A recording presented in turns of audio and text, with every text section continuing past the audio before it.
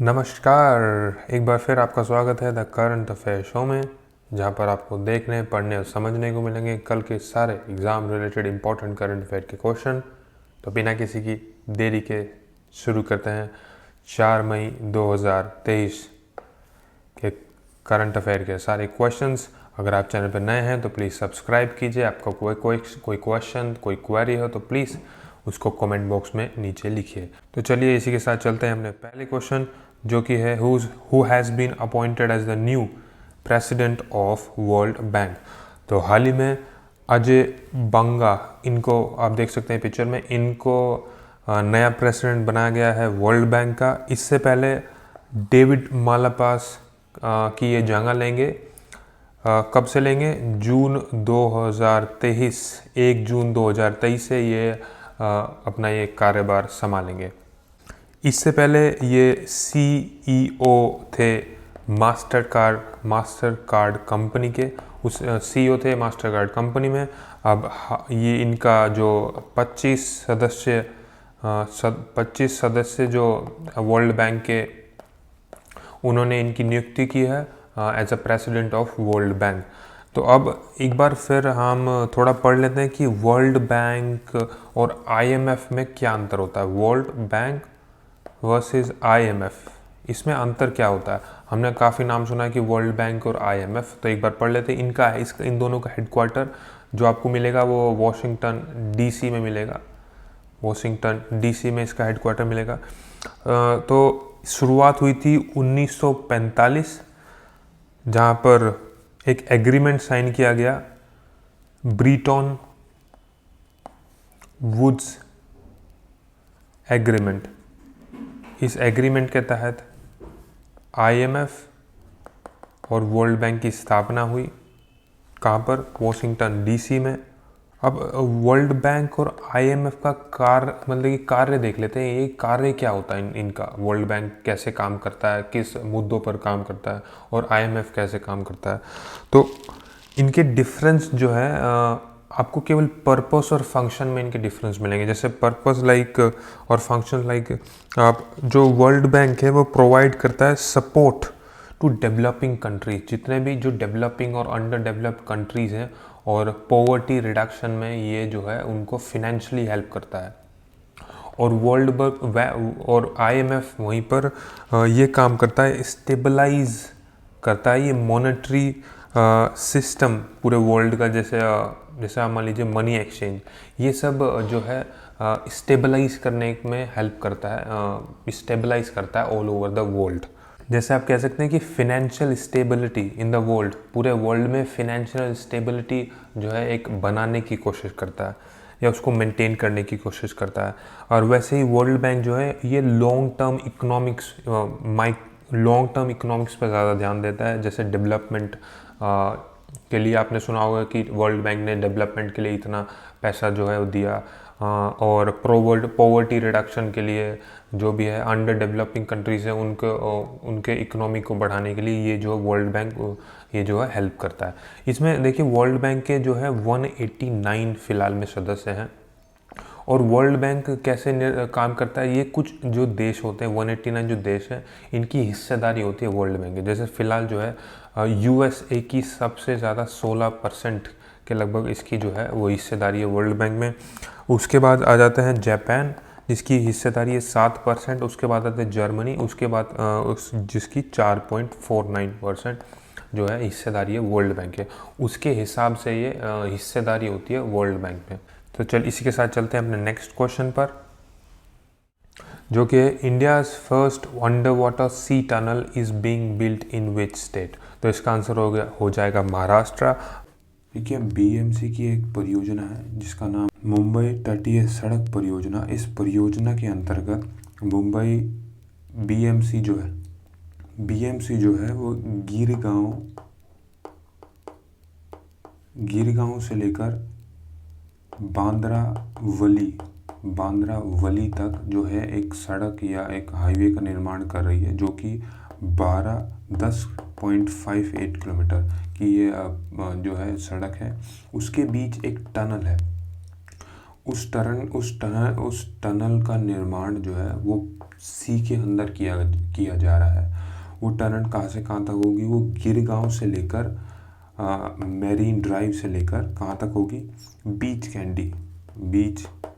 Candy तक ये सड़क जो है टनल होगी। इस पूरी परियोजना की लागत 12,721 करोड़ बताई जा रही है। और ये जो टनल आप देख रहे हैं, ये टनल, इसका डायमीटर जो है वो 12.19 मीटर जो इस। तो आई होप आपको समझ में आया होगा। इसके साथ चलते हैं अगले क्वेश्चन पर। Who has been announced to be confirmed with the prestigious BAFTA fellowship, the highest award of the BAFTA British Academy of Film and Television Art. इसके ये दिया गया है मीरा सयाल को ये अवार्ड जो है वो फेलोशिप जो है दी गई है। Meera Syal to receive BAFTA fellowship in London. Sayal's most famous work include Goodness Gracious Me and The Kumars at 42. Meera Syal ये जानी मानी एक्टर और राइटर हैं भारतीय मूल की, जो कि यूके में है। तो ये अवार्ड उनको किस लिए दिया गया है? उनके एक बेहतरीन कार्य, उनके एक्सेप्शनल कंट्रीब्यूशन, उनके महत्वपूर्ण योगदान in the film and television art, इसलिए उनको ये अवार्ड दिया गया है। बाफ्टा के बारे में थोड़ा जान लेते हैं। BAFTA British Academy of Film and television arts fellowship, the highest accolade bestowed upon an individual in recognition of outstanding and exceptional contribution to film, games and television। जैसे हमारे यहाँ देखिए फिल्म फेयर होता है, अभी हाल ही में फिल्म फेयर अवार्ड की घोषणा हुई। तो इनके यहाँ देखिए ब्रिटिश जो फिल्म अकेडमी है, उनके यहाँ बाफ्टा के नाम से जो है अवार्ड दिया जाता है। कोई भी रिनॉट जिसकी भागीदारी जो है ब्रिटिश टीवी इंडस्ट्री में अतुलनीय है, उनको ये अवार्ड दिया जाता है। आलिया मीर, इनको हाल ही में वाइल्ड लाइफ कंजर्वेशन अवार्ड 2023 दिया गया। नीली बेंडापुटी, इनको इमिग्रेंट अवार्ड ऑफ यूएस, वहाँ पर इनको ये प्रदान किया गया। और आशा भोसले, आपको सबको पता ही होगा, इनको लता दीनानाथ मंगेशकर ये अवार्ड अभी हाल फिलहाल में दिया गया। चलिए इसके साथ चलते हैं नेक्स्ट क्वेश्चन पर। Where did NTPC and NPCIL sign agreement to jointly develop nuclear power plant? तो इसका आंसर हो जाएगा मध्य प्रदेश और राजस्थान, इन दोनों में ही। देखिए हुआ क्या है कि एनटीपीसी जिसकी फुल फॉर्म है नेशनल थर्मल पावर कॉरपोरेशन, और एनपीसीआईएल जिसकी फुल फॉर्म हो जाती है national power corporation of India limited. तो इन्होंने अभी जॉइंट वेंचर स्टार्ट किया है। जैसे आपको पता है कि एनटीपीसी जो है वो लार्जेस्ट ऑर्गेनाइजेशन है जो बिजली बनाती है भारत में, और एनपीसीआईएल ये न्यूक्लियर पावर को प्रमोट करती है इंडिया में। तो इन्होंने एक जॉइंट वेंचर स्टार्ट किया है to establish nuclear power project बनाने के लिए इन्होंने एक जॉइंट वेंचर स्टार्ट किया है। तो ये करेंगे क्या, ये 2 प्रेशर हैवी वाटर रिएक्टर जो है ये इस्टेब्लिश करेंगी। कहाँ पर ये करेंगी? चुटका मध्य प्रदेश, वहाँ पर करेंगी ये 700 मेगावाट के। और माही बंसवाड़ा राजस्थान के अंदर ये करेंगी 700 मेगावाट के प्रोजेक्ट ये स्टार्ट करेंगी। कि हमारे कंट्री का एक कमिटमेंट है कि हम अचीव कर सके नेट ज़ीरो एमिशन। कब तक? 2070 तक। लेकिन जो न्यूक्लियर पावर से जो बिजली बनती है अभी तक भारत में, वो केवल 2% के लगभग है, तो उसको जो है एनटीपीसी ने डिसाइड किया कि 2032 तक हम 2000 मेगावाट बिजली जो है वो न्यूक्लियर पावर से बनाएंगे। उसी के साथ 2035 तक हम 4200 मेगावाट और 2050 तक 20,000 मेगावाट जो बिजली जो है वो न्यूक्लियर पावर से बनाने का जो है निर्णय लिया गया है। एक एग्ज़ाम पॉइंट ऑफ व्यू से एक क्वेश्चन और है इससे रिलेटेड, वो ये है कि जो ये जो जॉइंट वेंचर है एनटीपीसी और एनपीसीआईएल, इसका क्या नाम रखा गया है? इसका नाम रखा गया है अश्वनी, ASHVINI। अश्वनी की फुल फॉर्म क्या होती है? अणुशक्ति विद्यांचल निगम लिमिटेड, अ जॉइंट वेंचर। याद रखिएगा, इसका फुल फॉर्म हो जाती है अणुशक्ति विद्यांचल निगम लिमिटेड। ये इस जॉइंट वेंचर के का नाम रखा गया है, जो कि कौन होगा इसमें? एनटीपीसी और एनपीसीएल साथ मिलकर काम करेगी। To enhance the nuclear power capacity in the country. Chutka Madhya Pradesh atomic power project, इसकी लगभग कॉस्ट आएगी 25,000 करोड़। और राजस्थान बंसवाड़ा, इसकी कॉस्ट आएगी 50,000 करोड़ के लगभग। और अभी हाल फिलहाल में 10 रिएक्टर अप्रूव्ड किए गए by the Indian government. 10 reactor approve किए गए बाय द इंडियन गवर्नमेंट, जो कि इंस्टॉल होंगे 4 जगह पर। 2 वो कईगा जो कर्नाटका में है, गोरखपुर उत्तर प्रदेश, चुटका मध्य प्रदेश, और 4 जो हैं वो रिएक्टर जो हैं वो लगेंगे माही बंसवाड़ा राजस्थान में। तो ये इम्पोर्टेंट जो है वो याद रखिएगा कि 2 जो कईगा और 2 गोरखपुर और 2 चुटका, 2 यहाँ पर लगेंगे जो रिएक्टर होंगे, और 4 जो है माही बंसवाड़ा राजस्थान के अंदर ये लगेंगे। तो इसी के साथ आ जाते हैं अपने नेक्स्ट क्वेश्चन पर। Which Indian has been confirmed with the Britain member of the Order of the British Empire honour. तो अभी हाल ही में किंग चार्ल्स थर्ड ने ये जो ऑर्डर है मेंबर ऑफ द ऑर्डर, ये किसको दिया है? ये दिया है doctor M N. Nand Kumar. M.N.. Nand Kumar कौन है, ये जान लेते हैं। Doctor M N. Nand Kumar, a renowned Sanskrit scholar and executive director of the Bharatiya Vidya Bhavan centre in London.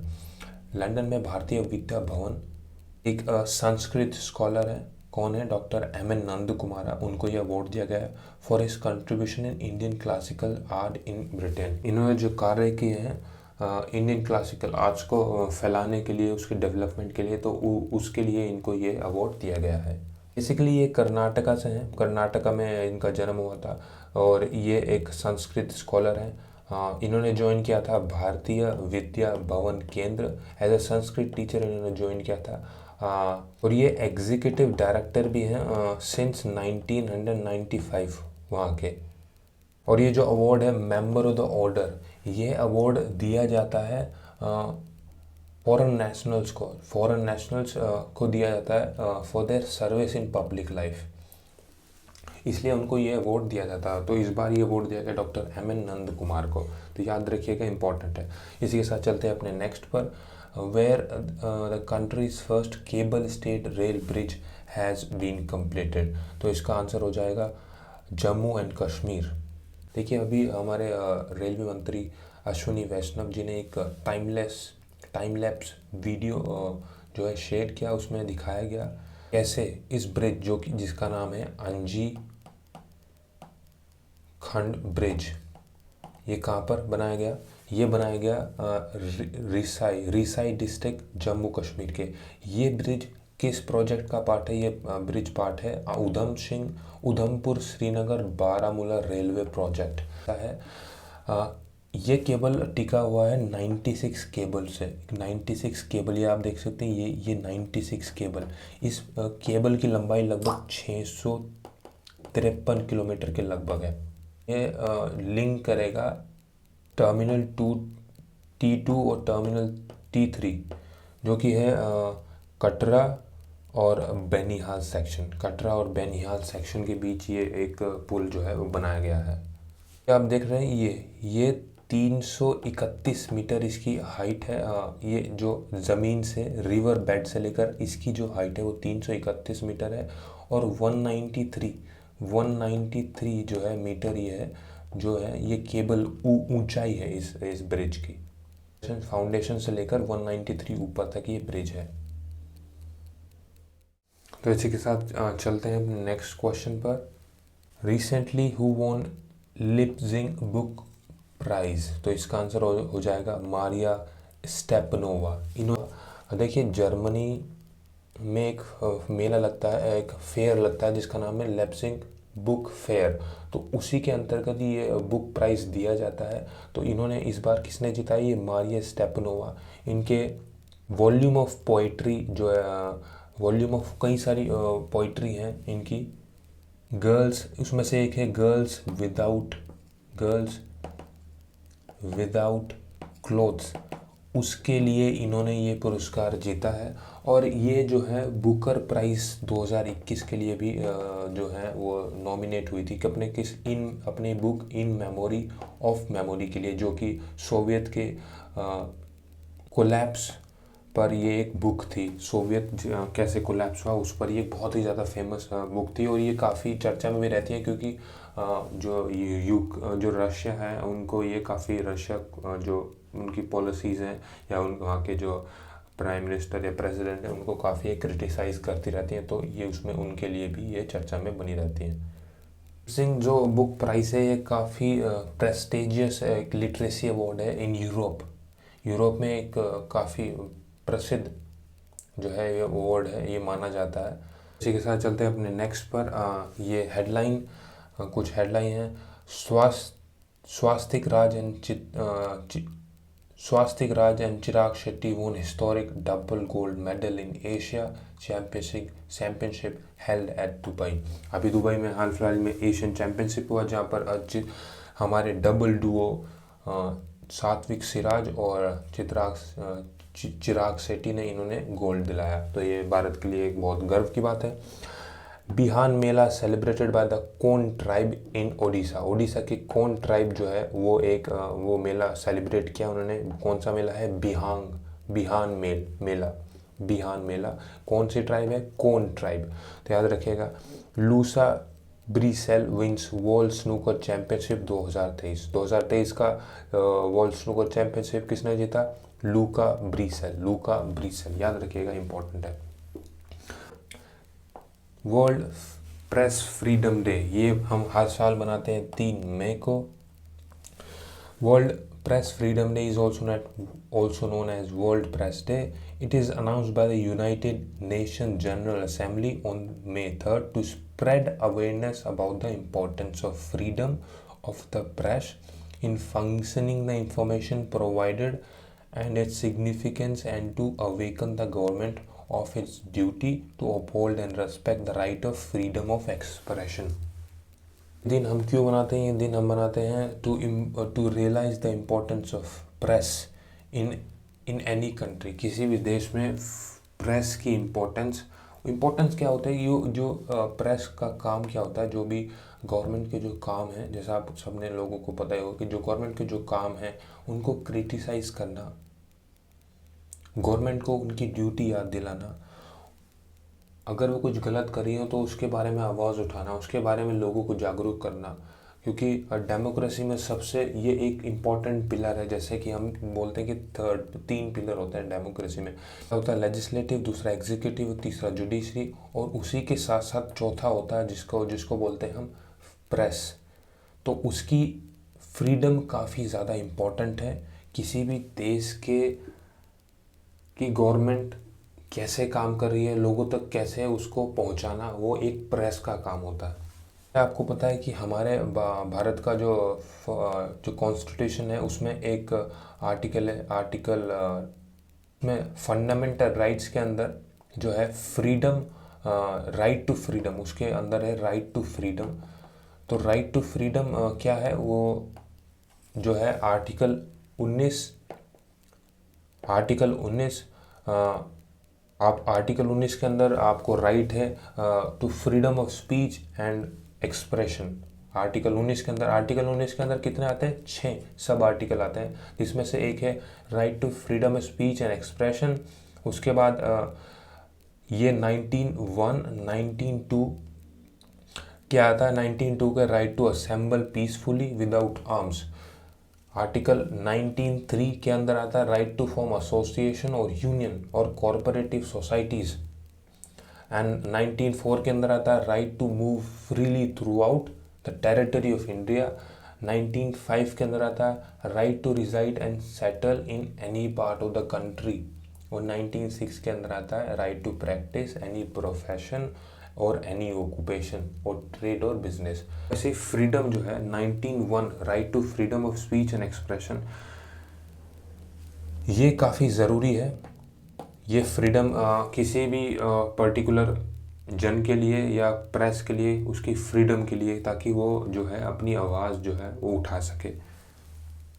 तो इस बार की थीम हो जाएगी shaping a future of rights, freedom of expression as a drive for all other human rights. तो एक ये George Orwell है, इन्होंने काफ़ी अच्छा लिखा, freedom of the press if it means anything at all means the freedom to criticise and oppose. देखिए किसी भी कंट्री में, किसी भी डेमोक्रेसी में जो हम फ्रीली क्रिटिसाइज और फ्रीली अपोज, जो ये एक राइट है, ये काफ़ी इम्पोर्टेंट हो जाता है उसकी उस देश के लोगों के लिए और उस देश के भविष्य के लिए, ताकि जो भी गलत काम या कुछ भी अगर गवर्नमेंट अपना काम अच्छे से नहीं कर रही है, कहीं लैप्स है, तो उसको फ्रीली जो है वो अपनी आवाज़ जो है उठा सके, लोगों को जागरूक कर सके, ताकि जो गवर्नमेंट पर जो प्रेशर हो वो काफ़ी हो, वो जो है वो ऐसे गलत काम ना करें और लोगों की भलाई के लिए ही वो काम करें। तो ये बहुत ज़्यादा इम्पोर्टेंट डे था। तो अभी हाल ही में जो है world press freedom day index launch हुआ है ऑन May 3। तो इसके बारे में जान लेते हैं। इंडिया पहले से और नीचे चला गया है, पहले से 11 पायदान नीचे जो चला गया है, वो पहले 150वें नंबर पर था, अब वो 161वें नंबर पर है इस साल। पिछले साल स्कोर रहा था 41, इस साल रहा है 36.62। तो ये कुछ नंबर्स दिए गए हैं।